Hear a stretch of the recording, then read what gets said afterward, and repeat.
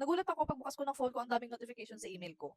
So hello guys, good day. So nagulat nga ako ngayon pagising ko kasi sobrang daming email sa akin. Ang nag-cause nito is yung post ko sa Blue App regarding dun sa plan ko na mag-review ng mga resumes ng mga aspiring VAs or nung mga VAs na nag apply na pero hindi pa nakakakuha talaga ng client. Overview lang dun sa mga nakita kong resumes. Masasabi ko na marami talagang kailangang i-improve.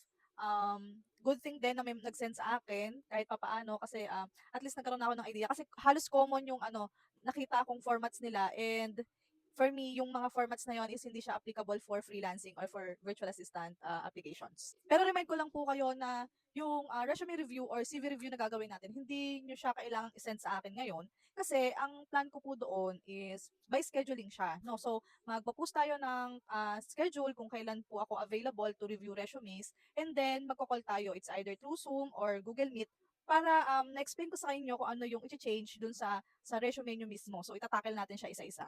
Gusto ko kasi na maintindihan ninyo kung ano yung kailangan nyong i-improve dun sa resume, and gusto ko rin na malaman ninyo kung ano yung mga dapat alisin, ano yung reason bakit siya kailangang alisin, or ito yung dapat na nakalagay, anong reason kung bakit yung nakalagay. But in overall, syempre happy ako kasi may nagtitiwala dun sa plan natin na pag-review ng mga resume. So thank you very much.